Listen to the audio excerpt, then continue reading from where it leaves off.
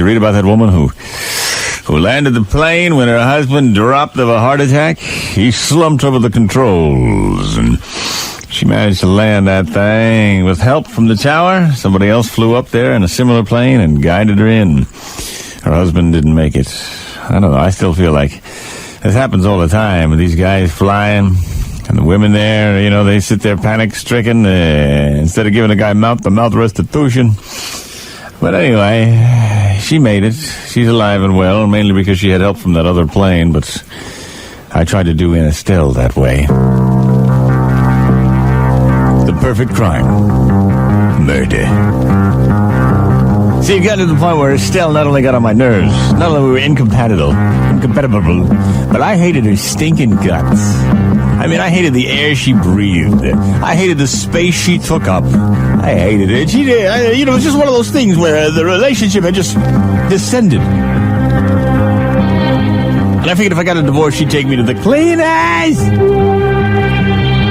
So I knew the only way out was murder. Murder, but how? How to do it without risking my freedom? Then it hit me. A foolproof way. I'd take her up in our two-seater airplane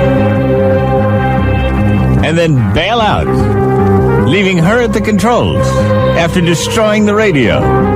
Sooner or later, she'd try to land. Sooner or later, she'd either run out of fuel and crash. I mean, it was perfecto. They'd find her gnarled body in there.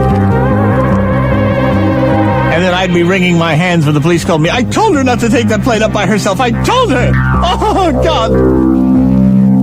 It would be perfect. Of course, she'd be part of the metal, smashed at hundreds of miles an hour. I didn't see how it could fail.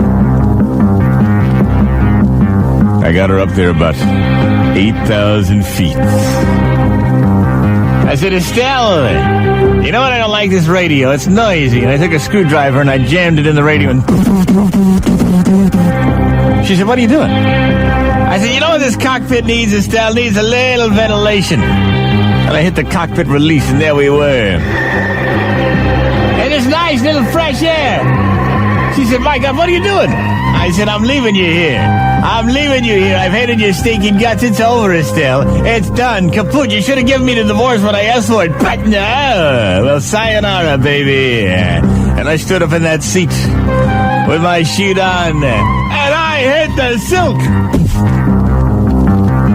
And as I floated down, I watched that plane wobble along. Yeah, I even slowed it down so it was right at stall speed. I kind of chuckled to myself as I tried to light a camel through the descent of that parachute. Wouldn't you know, when I hit the ground, there was a highway patrolman right there. I thought, oh, God, no. He said, what happened? I thought fast. I said, we had engine trouble, officer. Engine trouble, and we only had one parachute up there. And my wife, God bless her, my wife made me take the chute and jump. Oh, God, I miss her. I love that woman. He said, don't worry, buddy, don't worry. Sit tight. Well, he got on the radio. He said, attention, this is 1 Bravo 9er. We have a plane with a... He said, buddy, does she know how to fly? I said, no. We have a plane with a non-pilot at the controls. Please dispatch local airport. What is it? A Piper Cherokee model 57B. Roger. My God. He rushed me to the airport.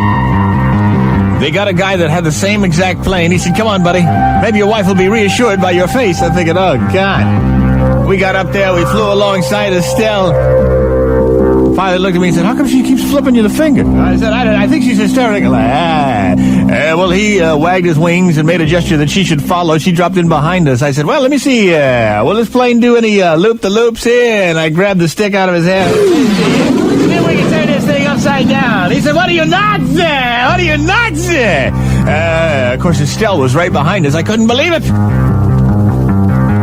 The airport was in sight, and Estelle was right behind us, a proper attitude, with her face set in a grim expression. I'm thinking, oh, God, attempted murder. They're going to get me on attempted murder. I said, please, Estelle, blow the landing.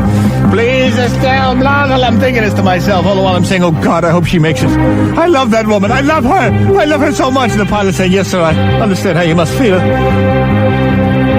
So sure enough, we touched down, no problem. Here comes Estelle, wobbling.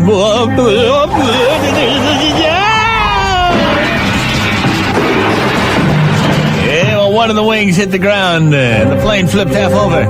Rescue crews were dispatched. I said, let me go first. She's probably hysterical. Let me be the first one to see her. And I ran up there, and she was climbing out of the cockpit. She looked at me with hate in her eyes. Before she could say anything, I let her have a right to the chin. Bam! Knocked her right out. Then I picked her up in my arms, and I started carrying her to the car. Everybody said, she all right? You think we had to take her to the hospital? I said, no, she just fainted. She's fine. She got out just fine, but she fainted. I think she's just kind of like relieved to be back on the ground. Okay. Hey, thanks for your help. I really appreciate it. I'll just take her home from here. That's okay. No problem. They said, well, you want it? I said, no problem. I got to run. Okay. We'll see you later. Okay. Yeah. Right. Yeah. No problem. Okay. Yeah. Hey, we really appreciate it. Officer, thanks for all the help. Okay. Yeah. Bye-bye. Yeah. I'll see you later. And I took off. Finally, I got her home. I carried her out of the car, and I laid her down on the kitchen floor. Then I took my pants off and sat there in my nasty underwear with the ball game on the TV, scratching my belly. Sure enough, Estelle came to. She stood up in the kitchen. She walked into the living room. She said, my God, you tried to kill me. We were in a plane, and you jumped out of the plane, and the plane had to be landed, and I crash landed. I said, what are you, nuts? You've been hallucinating.